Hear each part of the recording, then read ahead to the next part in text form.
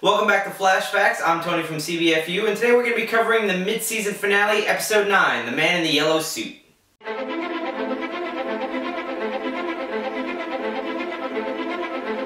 First up, we have Amanda Pays reprising her role from the original Flash series, Tina McGee. Now, in that show, she assisted Barry and she made a suit for him. In this one, she's the head of Mercury Labs, and they're researching tachyon technology. What's interesting to note, though, is she's another character who's attached to Wally West and not Barry Allen in the comics, and she was actually served as a very early love interest for Wally.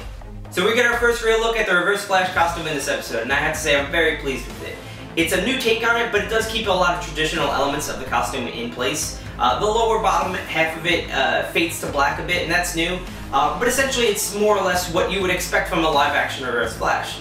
The cowl is interesting to note because rather than going with the exposed eyes that Eobard Thawne had, they actually went with the glowing red eyes that Zoom had. And he was, again, a Wally West character and not so much a Barry Allen character. But I understand that because they want to keep his identity a secret. So this series has been hinting at time travel for a good while now, and this episode is no different. When the Reverse Flash encounters Barry Allen in the stadium, he states that they've been doing this for a good while now, and Barry seems to be confused by that. Well, the reason for that may be because even though this is the first time Barry is meeting the Reverse Flash face-to-face, this isn't the first time the Reverse Flash has encountered Barry Allen. What's very likely is that in the Reverse Flash's own personal timeline, he first fought Barry Allen much further along in Barry's own timeline. I know that sounds confusing, but I'll try to explain that a little bit more when I get to explaining the ending of this episode. In an earlier video, I had stated, going forward, I hope DC and CW would name their characters as quickly as they possibly could. And they did so in this episode with Ronnie Raymond being called Firestorm. Now, there isn't much to talk about this character for this particular episode. He doesn't appear all that often, and not much is really done with him, but we do get to see him save Barry Allen, and we actually get to see our first look at him in flight, which looked amazing for a show on the CW. In fact, it just looked amazing. So when you go back and rewatch this episode, I want you to pay close attention to a specific scene. When the force field fails and the Reverse Flash steals the tachyon device, he's shown in the next shot without it. Now that's not a mess up. I feel as though he hid it somewhere within Star Labs to come back for at a later time. He then goes after Eddie, but he just stares Eddie down. And then he goes after Joe, and before he can do anything to Joe, that's when Barry comes into the room and takes the fight outside. Now, what's the Reverse Flash's connection to Eddie? A lot of people feel as though Eddie Thawne is actually an ancestor of Eobard Thawne. And I actually am agreeing with that mentality. I think that's why he actually didn't do anything. But again, we won't know anything about that until future episodes, hopefully this season, maybe later on down the line. So I bring up Wally West a lot in this series, like, a lot. And it's not just because he's my favorite Flash, but I feel as though a lot of his stories are being reconfigured to fit Barry Allen, as well as his personality. But that doesn't change the question, where is Wally West in this show? In the comics, Wally is Iris's nephew. In the show, Iris seems to be an only child. And after this episode, I'm starting to wonder, is Joe West a widower? Because Barry's gift to Iris is a replica of Iris's mom's wedding band. A wedding band that Iris lost when she was in 5th grade at a field trip to the zoo. Now, why would she have the wedding band? Maybe it's because her mom died and that's her only way of remembering her. It could be that her parents divorced and her mom left the ring behind, but I don't know. And I don't know if we're going to get an answer this season, but it's something to keep an eye on. So because this is a Christmas episode, it's of course going to have a scene where a lot of the major characters gather around to celebrate the holiday.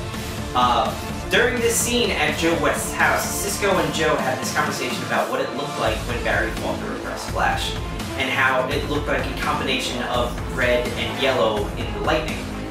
That matches a lot of what Barry described as a child when his mother was killed. And that leads us to believe that the night Nora Allen was murdered, Barry was there. The reason Barry was taken out of the house and left blocks away wasn't because the Reverse Flash put him there, it's because Barry put him there. So there's a possibility that later on, we're going to get an episode where Barry does have to go back in time to that night, and he has to choose. Does he save his mom, or does he save himself? And we already know what kind of decision he's going to make, and that's going to break him. So throughout this whole season, we've been asking, who is the Reverse Flash and what's Harrison Wells' deal? And we find out that they are both one and the same. At the end of this episode, we see Harrison Wells in his little secret room access a secret compartment within it that houses his Reverse Flash suit. and he attaches the tachyon device to it. He accesses this suit though with the use of a flash ring. Now in the comics, the ring is actually where their costumes are housed. So it's a nice little nod to how the ring functions, although changing it quite a bit. Alright, before I go, I'm going to break my rule about not speculating, but I feel as though I have to. First, I just want to acknowledge that fan theory that was floating around that Harrison Wells was Barry Allen time displaced from the future, sent back in time to try to guarantee that he would become the Flash. I hate that theory. I'm so glad that wasn't the case, because it makes Barry Allen out to be this cold-blooded murderer, and that's not something the character's ever really been. I like that Harrison Wells is the Reverse Flash.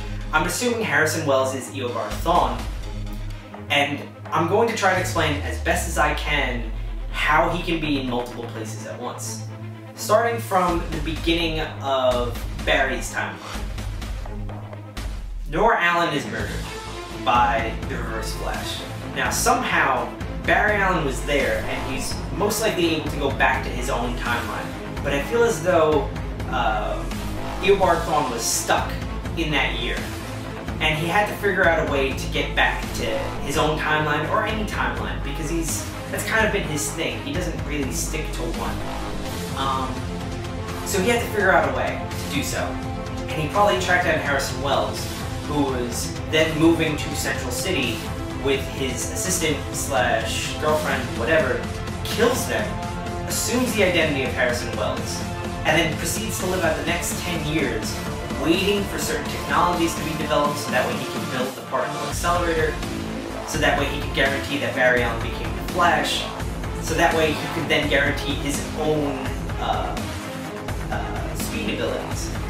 Now how he gets them, we don't know. We'll find out later on in the season or later on in the series. But here's my theory. After he gets stuck in the past and he has to live out those 10 years, he can't time travel whatsoever. Not until this episode where he gets that tachyon device and attaches it to the suit.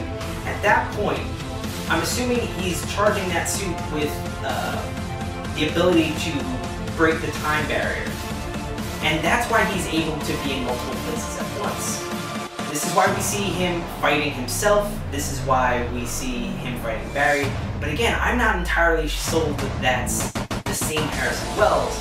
I'm thinking that it's actually a much younger Harrison Wells slash Eobard Thawne, and he only has that time travel ability because he had to wait those 10 years to get that device.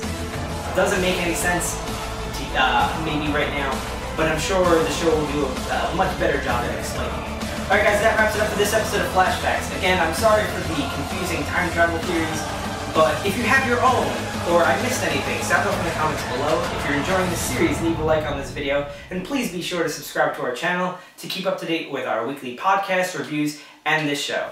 I'll see you guys in January. Later.